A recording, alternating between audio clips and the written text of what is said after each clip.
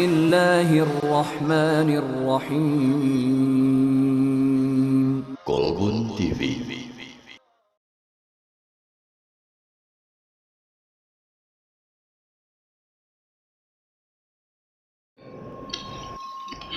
Bismillahirrahmanirrahim. Hamdan wa syukran lillah alladzi la haula wa la quwata illa billah. Asyhadu an la ilaha illallah wahdahu la syarika lah wa asyhadu anna Muhammadan abduhu wa rasuluh alladzi la nabiyya ba'da amma ba'd.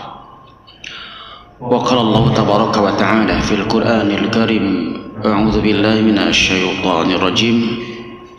Bismillahirrahmanirrahim. Alam nashrah laka sadrak wa wada'na anka wizrak alladzi anqadha dhahrak wa rafa'na laka dzikrak. Alhamdulillah, biidznillah kita masih bisa bersama-sama berada di majelis ilmu. Mudah-mudahan pagi hari ini kita mendapatkan sedikit ilmu Allah yang sangat luas. Mudah-mudahan segala ilmu yang manfaat yang kita dapatkan kiranya bisa menambah keimanan dan amal soleh kita. Mudah-mudahan langkah kita, duduk kita dinilai fisabilillah. Semoga malaikat menaungi dengan sayapnya. Allah menyebutkan nama-nama kita di hadapan para malaikat.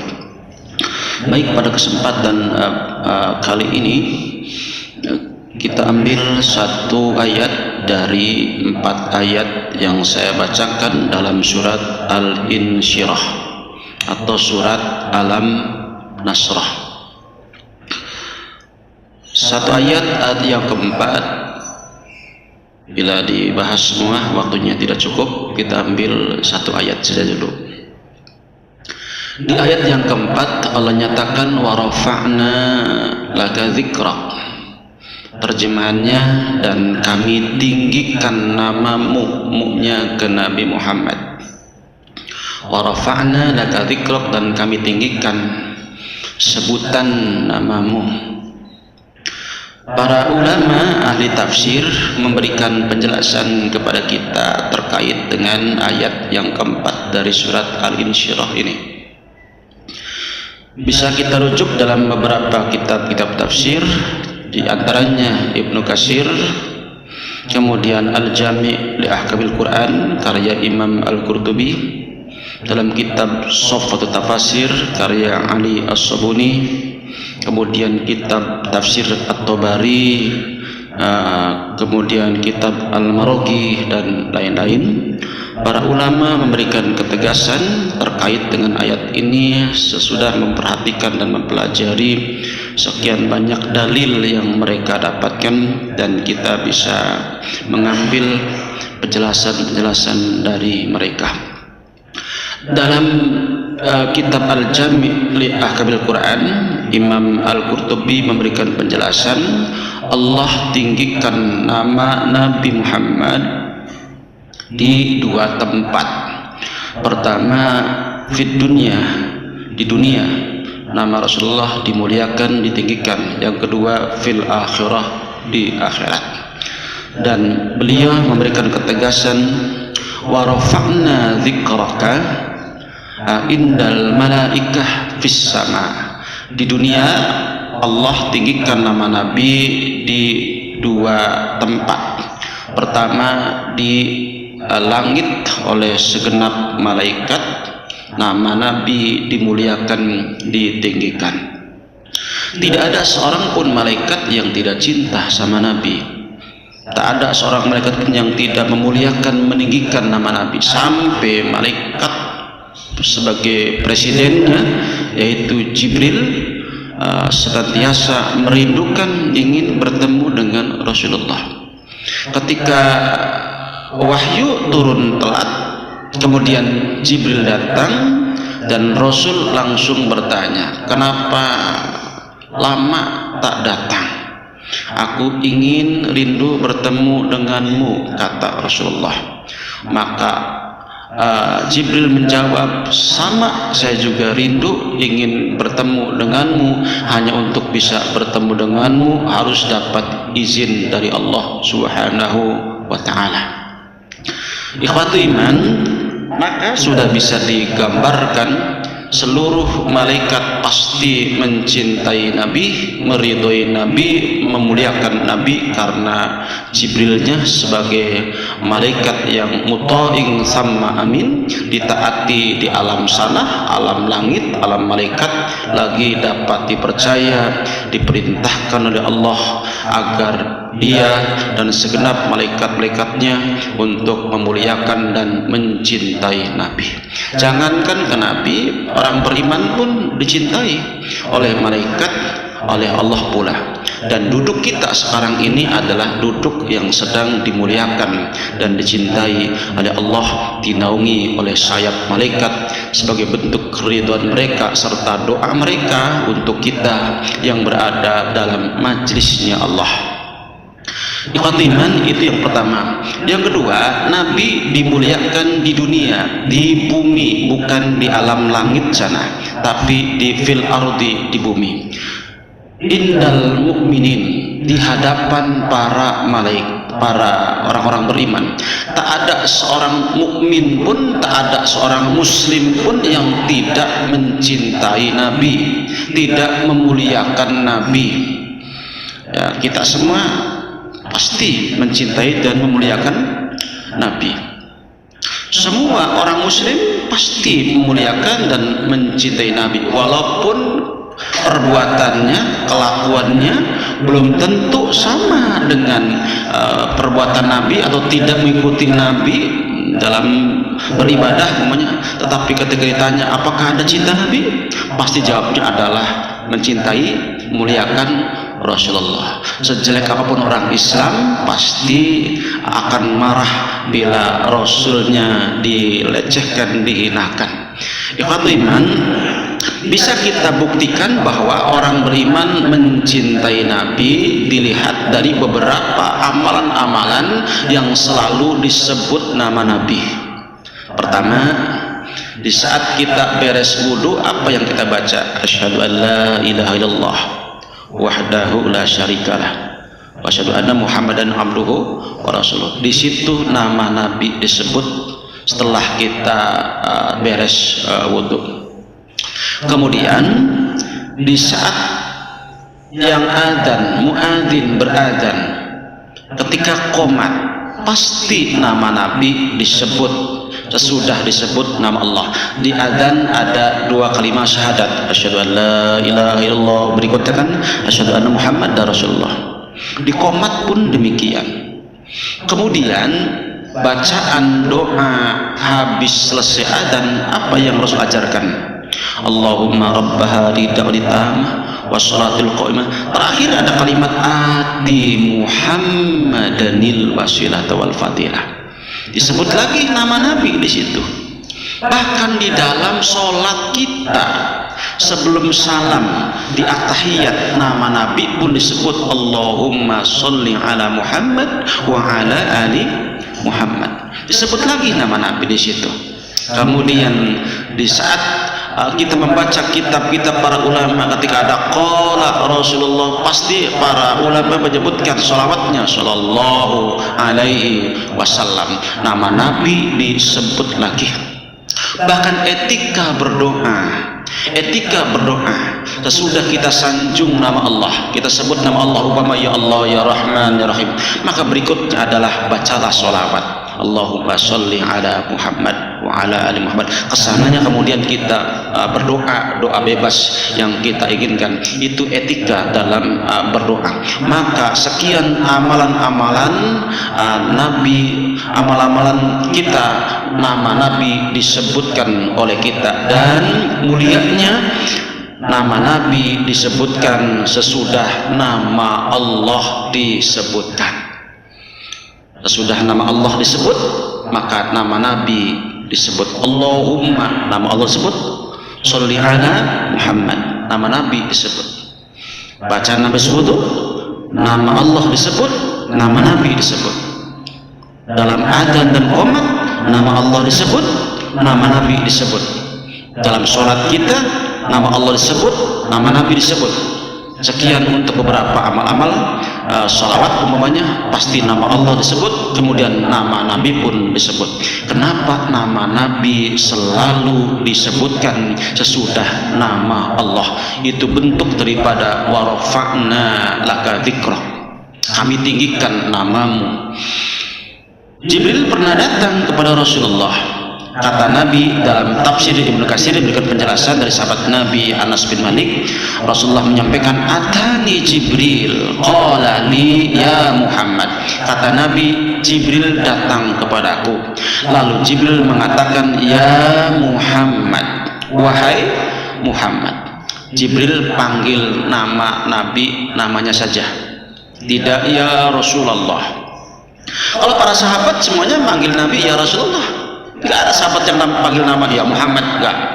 Ya, karena Rasulullah gelar dari Allah, maka orang beriman menyebutnya semuanya ya Rasulullah. Istrinya panggil Rasul ya Rasulullah, mertuanya Abu Bakar Siddiq, Umar dan yang lainnya panggil Nabi, bukan panggil mantu, bukan panggil Muhammad, tapi panggil ya Rasulullah. Itu sudah gelar yang dari Allah diberikan agar orang beriman menyebutnya dengan panggilan ya Rasulullah. Tapi Jibril memanggil Nabi namanya saja, ya Muhammad. Di beberapa hadis kita dapatkan memang Jibril panggil namanya saja, tidak panggil gelar. Contoh dalam hadis At-Tirmidzi, Jibril menyampaikan, kata Jibril, ya Muhammad, aish ma syi'ta fa innaka mayit, wa habib ma syi'ta fa innaka mufariqu, wa amal ma syi'ta fa innaka mulaqi. Apa kata Jibril? Ya Muhammad. Dipanggil namanya ya Muhammad. Silakan Anda hidup bebas, tapi Anda akan mati, kata Jibril. Silakan Anda ikut bebas, hidup bebas, tapi Anda akan mati. Dan silakan mencintai apa dan siapa saja, pasti Anda akan berpisah dengan siapapun, dengan apapun yang Anda cintai. Wa'mal ma syi'ta fa innaka mulaqi. Silakan Anda ikut hidup dengan bebas, berbuat apa saja, tapi ingat Anda akan bertemu dengan Allah Subhanahu wa taala. Sekali lagi kalimatnya ya Muhammad. Di hadis ini pun sama, menggunakan kalimat panggilan namanya saja, ya Muhammad. Inna rabbi wa rabbak yaqul, kata Jibril, wahai Muhammad, Tuhanmu mengatakan, aku diutus kepadamu untuk menanyakan, atadri kaifa dzukirta dzikra. Kamu tahu tidak maksud daripada Allah tinggikan namamu? Anda tahu tidak? Ya, Jibril sebagai guru nanya ke Rasulullah. Ya, karena sebagai guru maka nggak apa-apalah panggil murid namanya saja, ya kan? Baru kita tahu kenapa Jibril panggil Nabi namanya saja ya Muhammad. Ya karena Jibril adalah guru, Nabi Muhammad adalah murid. Rasulullah bisa sholat, siapa yang ngajarin? Jibril. Rasulullah dapat ilmu begitu banyak, wahyu melalui Jibril atas perintah Allah, maka wajar Jibril panggil Nabi namanya saja. Kan kalau orang jadi guru panggil murid kan namanya, ada Ahmad bawahnya, kan panggilnya Ahmad sini, kan begitu oleh gurunya. Bahkan bukan Ahmad, Mad sini, ya disingkat lagi Mad sini. Masalah tidak masalah, guru panggil murid. Tapi kalau ada murid panggil guru namanya saja kurang ajar. Ya, ada murid panggil guru ya, nggak pakai pak umumnya, panggil namanya saja. Nah itu ya murid yang mungkin jangan gurunya, orang tuanya pasti menyalahkan, teman-temannya juga pasti menyalahkan, kamu tidak sopan panggil guru seperti itu. Nah Jibril panggil Nabi namanya saja pantas dan pas, karena memang Muhammad adalah murid bagi malaikat Jibril. Kata Jibril, kamu tahu tidak, atadri kaifa dzukirta dzikra, Anda tahu tidak kenapa nama Anda ditinggikan di Quran, wa rafa'na laka dzikra? Apa jawaban Nabi? Allahu ta'ala a'lam, aku tidak tahu.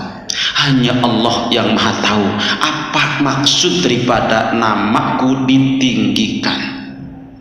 Kalau arti ya tahulah. Ya Muhammad tahu nggak artinya warafa'na laka dzikra? Ya tahu kalau artinya, pasti orang Arab ya tahu karena bahasa Arab. Ya warafa'na, dan kami tinggalkan bagimu dzikroka, sebutan namamu, pasti tahu. Tapi kalau maksud ayat itu bagaimana? Tidak semua orang tahu sebelum dapat penjelasan dari Allah Subhanahu wa taala. Makanya dalam Quran, summa inna alaina bayan. Sesudah Nabi menghafal Al-Quran, menghafal wahyu yang diberikan oleh Jibril, maka kata Allah, nanti tunggu penjelasannya. Summa inna alaina bayana. Kemudian kamilah yang nanti akan memberikan penjelasan. Hafal saja dulu, kemudian nanti penjelasannya menyusul. Jadi Nabi tahu warafa'na laka dzikrak, artinya tahu dan sudah hafal. Tetapi ketika ditanyakan, tahu nggak maksudnya, kenapa nama Anda ditinggikan? Maka Rasul jawab, Allahu a'lam, Allah yang maha tahu, aku tidak tahu.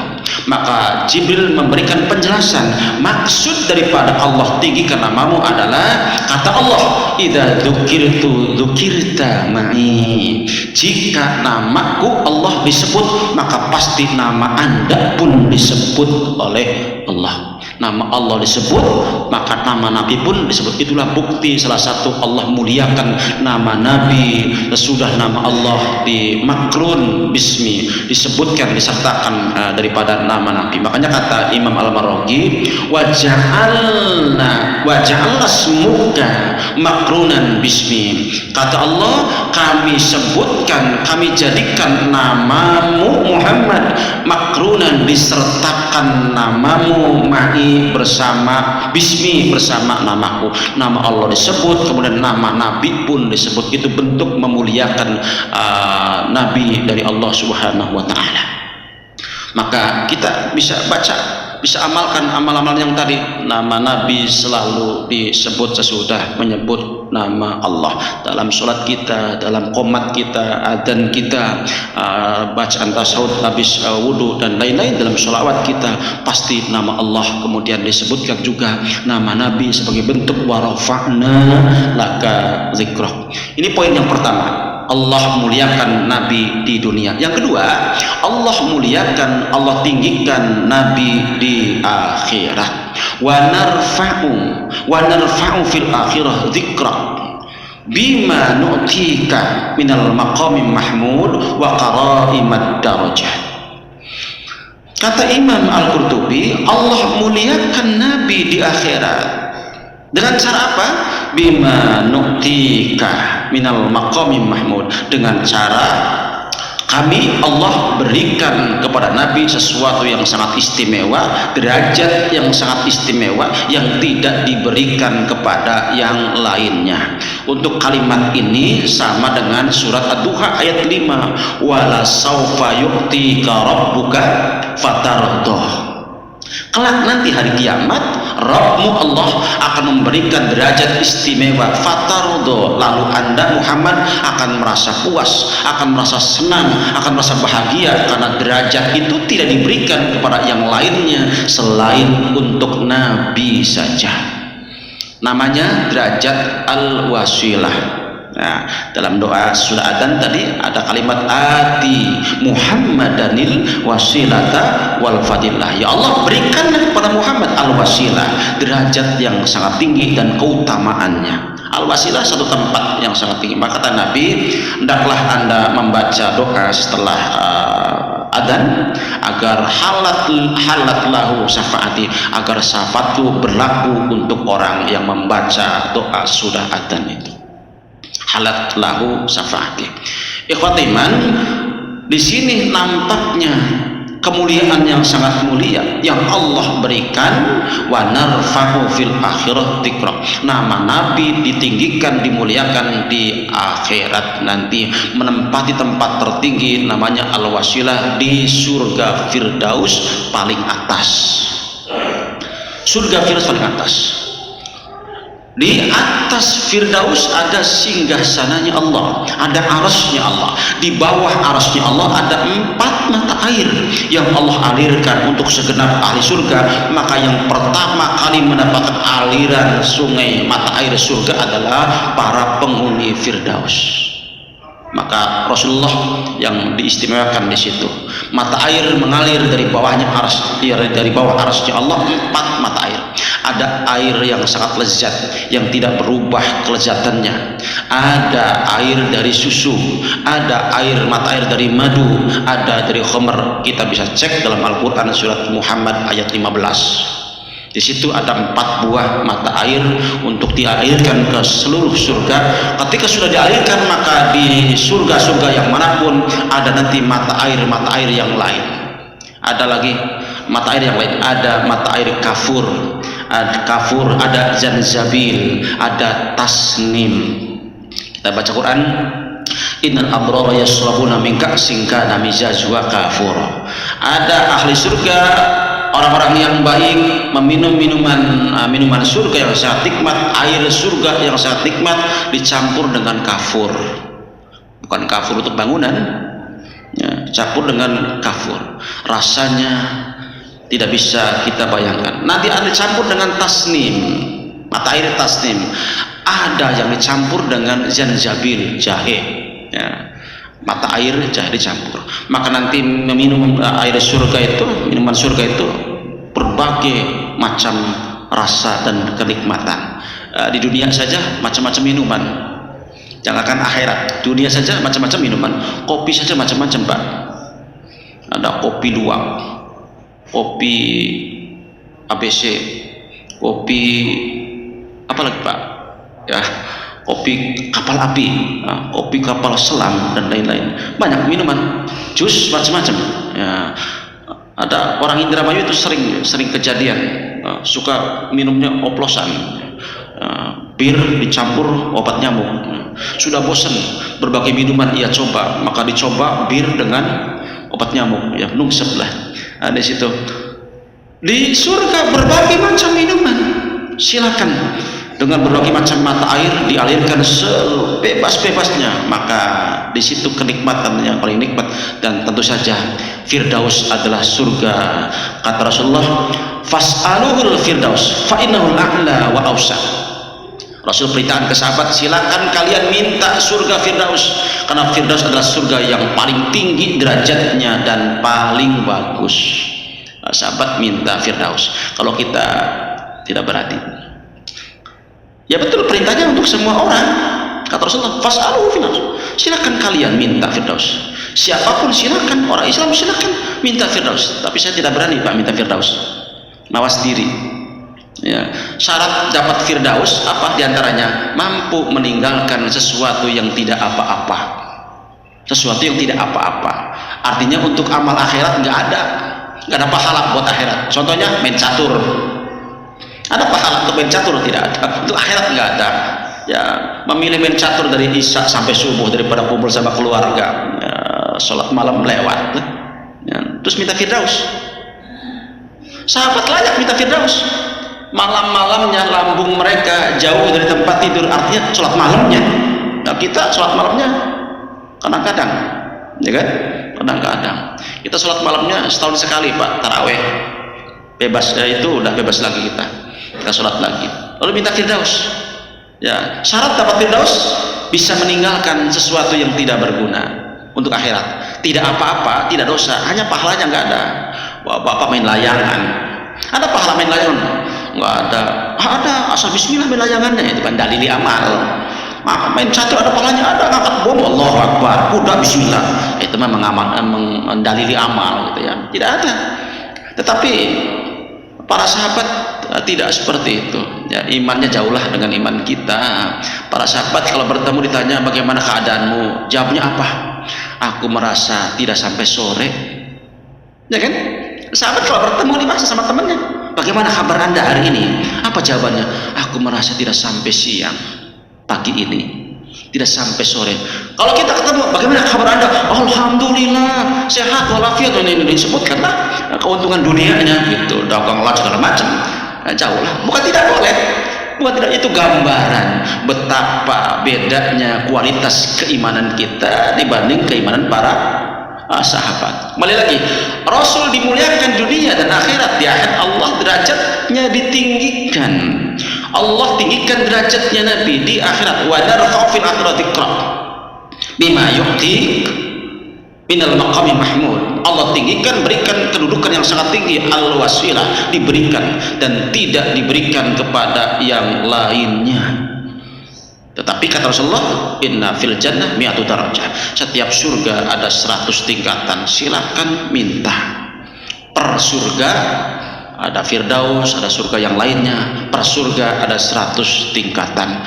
Maka betapa luasnya alam surga itu, sehingga orang-orang yang nanti akan menjadi ahli surga, mereka berpijak pada bumi surga dan beratapan atap langit surga. Kata Ibn Abbas, likulil jannah sama'un wa ardun. Setiap surga ada bumi dan ada langitnya. Ada berpijak pada bumi surga dan beratapan langit surga. Dan satu tingkatan dengan tingkatan yang lainnya jaraknya seperti bumi dengan langit. Semakin dibahas tentang kehidupan surga, maka otak kita tak mampu untuk memahaminya selain kita hanya mengatakan iman, yakin bahwa itu akan didapatkan untuk orang-orang yang beriman. Pertanyaannya, kenapa nama Nabi dimuliakan? Kenapa nama Rasulullah ditinggikan? Wa rafa'na laka dzikrak. Dalam tafsir Al-Maraghi beliau jelaskan kenapa nama Nabi ditinggikan. Jawabannya adalah ta'lu kalimatuk wa yartafi'u sya'nuk ala syu'unin nas. Karena ucapanmu Muhammad sangat tinggi nilainya. Ucapan Nabi, omongan Nabi di mata Allah berfaedah sangat banyak, bermanfaat sekali, tinggi nilainya. Karena hidup Nabi setelah jadi Nabi tidak ada selain yad'u ilallah, mengajak agar orang-orang beribadah kepada Allah. Hidup Nabi, mulut Nabi hanya digunakan untuk mengajak bagaimana caranya orang mendapatkan ampunan, rahmat dan surganya Allah. Sampai beliau wafat, maka kalimatnya adalah as-sholah, as-sholah, as-sholah. Perhatikan sholat. Maka inilah yang membuat ta'lu kalimatuk, tinggi derajatnya, mulia dirinya, karena kalimat-kalimatnya, ucapannya mengandung nilai yang sangat tinggi. Tidak ada ucapan yang paling baik selain ucapan untuk mengajak agar beribadah kepada Allah. Para dai yang mengajarkan Quran dan Sunnah, itulah mereka memiliki derajat yang istimewa karena hidupnya untuk itu. Asal lillah, semata-mata karena Allah Subhanahu wa ta'ala. Kita bisa lihat umat yang paling banyak umat Islam. Ada nabi-nabi yang lain umatnya cuma 2, 4, 12. Nabi Musa umatnya banyak, tapi umat terbanyak adalah umat Islam. Kalau umatnya terbanyak berarti kebaikannya terbanyak. Kenapa? Karena yang mengajarkan yang kebenaran adalah Rasulullah. Kita duduk seperti ini di masjid ini, siapa yang mengawali duduk seperti ini di masjid?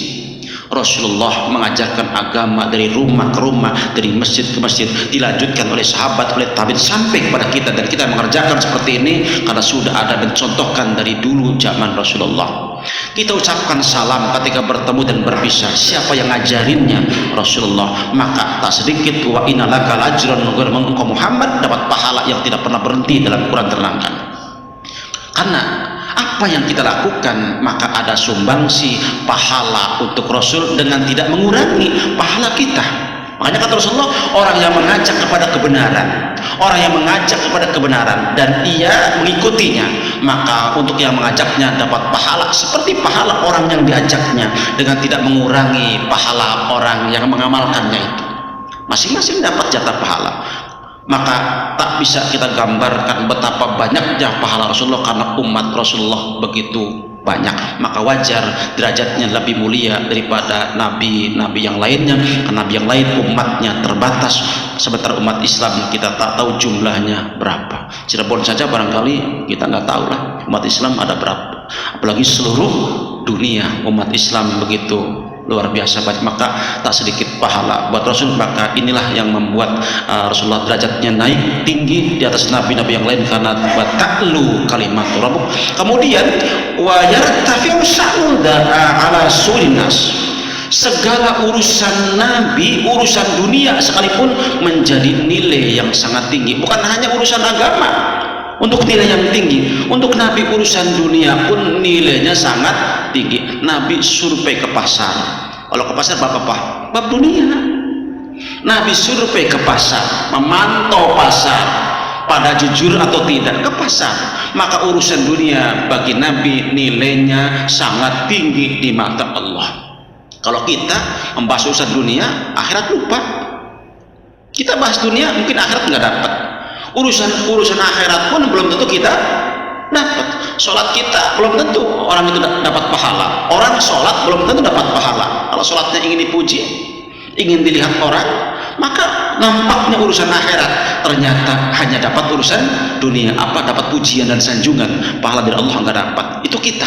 Tapi Nabi jangankan urusan akhirat, urusan dunia pun menjadi tinggi nilainya di mata Allah, alias urusan dunia Nabi pasti menjadi urusan akhirat, pahalanya akhirat. Maka orang beriman itu hayatuna kulluha ibadah, hidup kita itu seluruhnya harus ibadah. Orang beriman apapun yang dikerjakannya maka harus menjadi ladang akhirat. Kita pergi berangkat bekerja, bismillahirrahmanirrahim, dari rumah kita keluar, maka niatkan kita punya kewajiban memberi nafkah pada keluarga.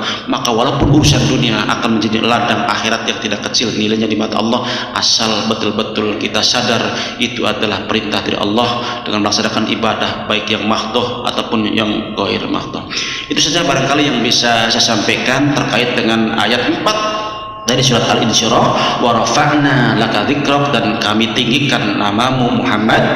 Maka Allah muliakan nama Nabi di dunia dan di akhirat dengan penjelasan yang sudah para ulama jelaskan kepada kita. Mudah-mudahan menjadi keberkahan kita, dan kita pun sama. Untuk dapat kemuliaan dari Allah maka kita harus memiliki ta'lu kalimatu kemudian wa yartafi'ud darajat. Jadi wa yartafi'ud darajat. Untuk dapat kemuliaan maka kita pun sama, harus taat kepada Allah, ibadah kepada Allah sedekat mungkin agar kita pun dimuliakan. Karena Nabi mulia, karena Rasulullah memiliki karya-karya yang sangat mulia. Baik, saya kembalikan kepada pembaca. Baik, jazakallah. Terima kasih Ustaz atas penjelasannya. Seperti biasa, selanjutnya ada sesi tanya jawab. Barangkali ada yang ingin ditanyakan dari materi maupun di luar materi ini. Silakan. Ya.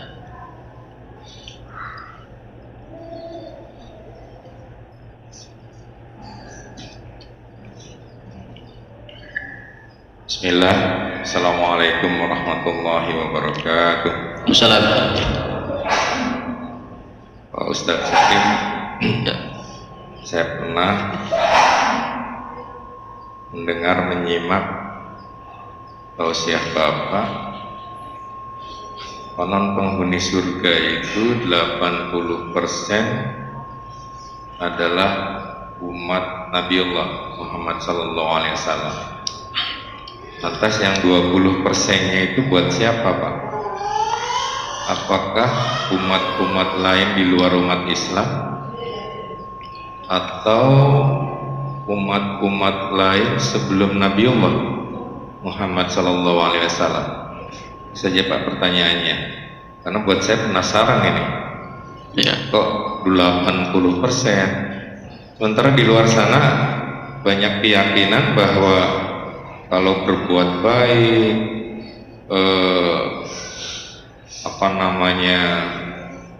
ya menurut mereka itu amaliyah, punya keyakinan bahwa Allah atau Tuhan mereka itu Maha Pengasih, Maha Penyayang. Mereka juga yakin akan masuk surga. Mohon pencerahan Pak. Terima kasih. Billahi taufiq wal hidayah. Assalamualaikum warahmatullahi wabarakatuh. Salam. Ya. Satu dulu ya. Saya baca dalam tafsir Ibnu Katsir ada satu riwayat, satu hadis yang menjelaskan bahwa bila seluruh kaum muslimin sudah masuk surga, yang neraka sudah mentas semua, termasuk nanti umat-umat dari nabi-nabi yang lain juga menjadi ahli surga dan berbaris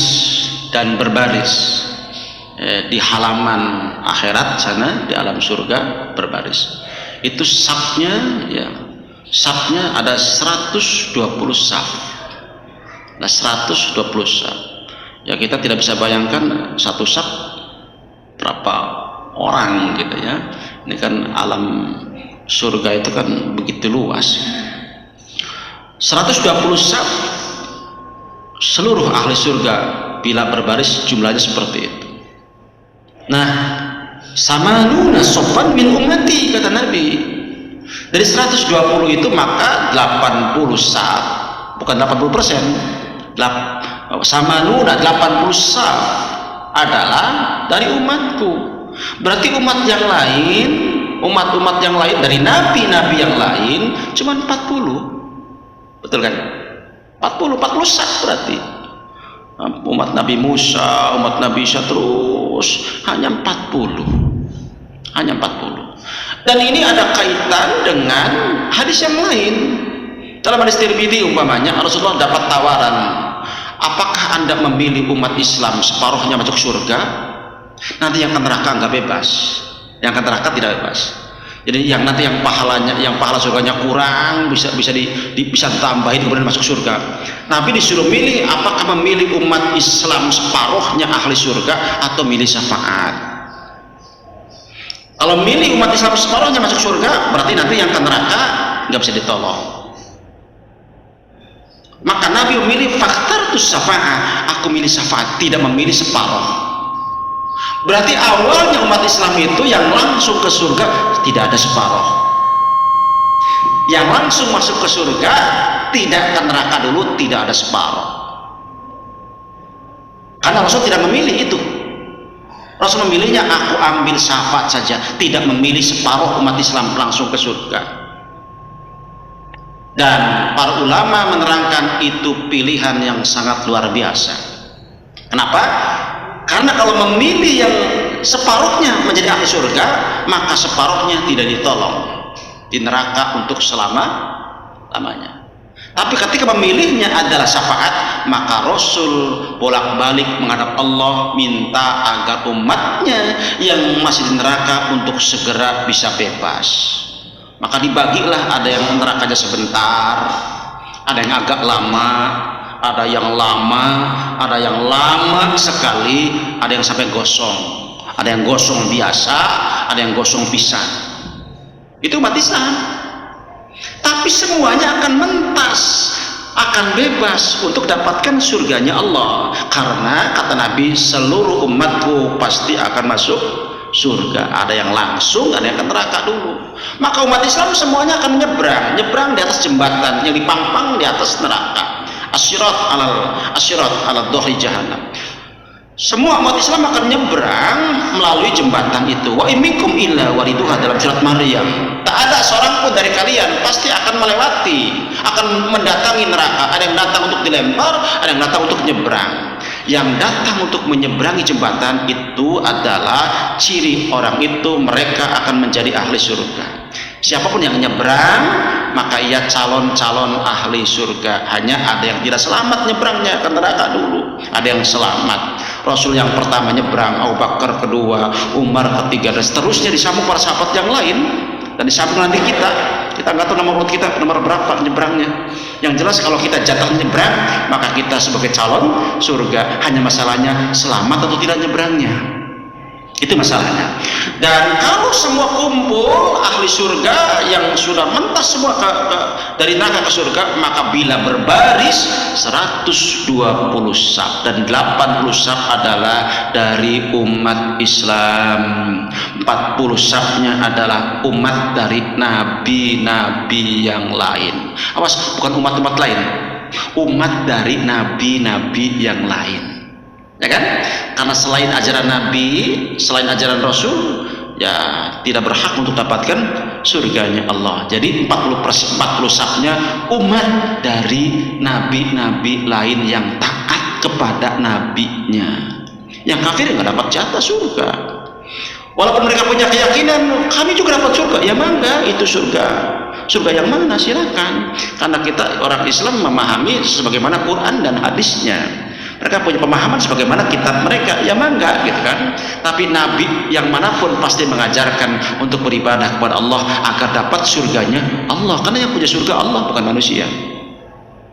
Itu barangkali Pak. Jadi 120 saf itu 80 safnya adalah umat Islam, bukan 80%. 80 safnya adalah umat.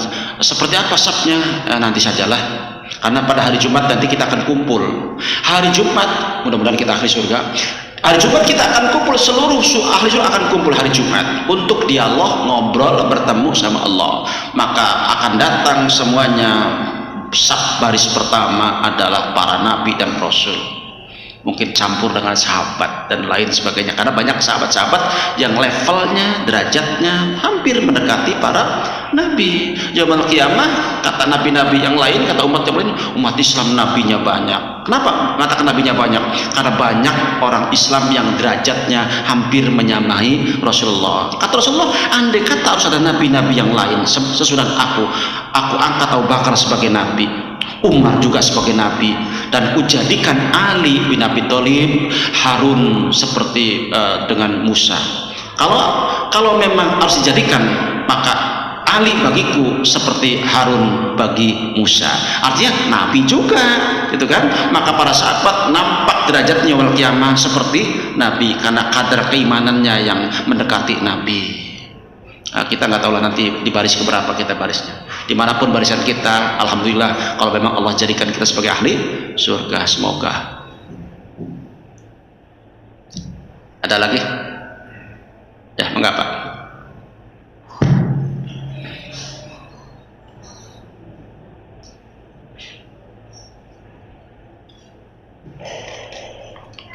Assalamualaikum warahmatullahi wabarakatuh. Assalamualaikum. Tadi Ustaz menjelaskan bahwa Nabi Muhammad Sallallahu Alaihi Wasallam itu ditinggikan derajatnya termasuk dibanding nabi-nabi lain, karena gelarnya pun Nabi Muhammad itu khusus hanya beliaulah satu-satunya yang gelarnya Sallallahu Alaihi Wasallam, sedangkan yang lainnya Alaihissalam. Lantas walaupun beliau tersebut adalah yang diciptakan Allah, kalau saya baca beliau juga termasuk golongan manusia, cuman manusia, mungkin manusia pilihan ya, yang menerima wahyu dari Allah melalui malaikat Jibril. Sebagaimana layaknya manusia, saya pernah baca di Al-Quran itu ada beberapa nabi, mungkin diantaranya Nabi Nuh itu membuat suatu kesalahan, karena kita sebagai manusia itu kalau disebut-sebut adalah tempatnya salah, sedangkan yang sempurna itu adalah milik Allah. Apakah dalam perjalanan hidupnya Nabi Muhammad tersebut itu tidak pernah membuat kesalahan? Karena Nabi Nuh itu pernah berbuat kesalahan sehingga ditelan oleh ikan paus ya, sehingga beliau mengakui bahwa beliau itu melakukan satu kezaliman sehingga terkenal dengan doanya tersebut, sehingga biar diselamatkan oleh Allah. Nah, dalam kisah-kisah Nabi kan kita selalu melihat, menerima cerita-cerita yang beliau adalah selalu berakhlak mulia. Apakah dalam perjalanan hidupnya itu, saya ingin tahu Ustaz, beliau itu tidak pernah melakukan kesalahan sehingga tidak pernah ditegur oleh Allah? Seandainya pernah, kesalahan apa yang pernah beliau lakukan? Itu saja pertanyaan saya. Assalamualaikum warahmatullahi wabarakatuh. Ya, baik. Ini jawabannya panjang. Kalau panjang jawabannya kita pilih buat depannya. Gitu. Jadi nanti kita bahas ayat bahwa Tuhan kami jerok alladzi anqadha. Di situ kupasannya pada ayat itu. Apakah Nabi berbuat salah? Ya, sementara saya jawab iya. Kenapa? Karena satu dari kullu bani Adam khata. Setiap anak Adam, dan Muhammad anak Adam, kan? Maka setiap manusia pasti ada salah. Kesalahan seperti apa yang dilakukan oleh Nabi? Nanti kita bahas di di surat Al-Baqarah al-Hijrah alladzi amin apa kesalahannya sebelum dan sudah jadi nabi. Tapi intinya pengertian maksud itu adalah ketika salah langsung ditegur. Jadi nggak berlarut dan maksud diampuni. Maksudnya dimaksud itu ketika berbuat salah langsung ditegur. Kesalahannya apa saja yang dianggap salah, kalau tidak salah, gitu. Menurut kita tidak salah, tapi kata Allah salah. Jadi istihad beliau nanti beberapa perkara, baik sebelum jadi nabi, kemudian sudah jadi bayi, maka ada kesalahan yang berbuat ada. Maka itu membuktikan bahwa setiap manusia pasti ada kesalahannya. Sekalipun nabi, hanya kalau nabi itu kalau ada kesalahan langsung ditinggalkan, langsung ditegur. Teguran untuk nabi langsung. Ya, nanti dirinci mana saja yang pernah nabi lakukan kesalahan yang langsung tanpa teguran dari Allah. Kita nanti bahas bulan depan. Insyaallah bisa terjawab. Baik, mari kita tutup dengan doa Al-Fatihah. Subhanallah wa bihamdihi. Wassalamualaikum warahmatullahi wabarakatuh.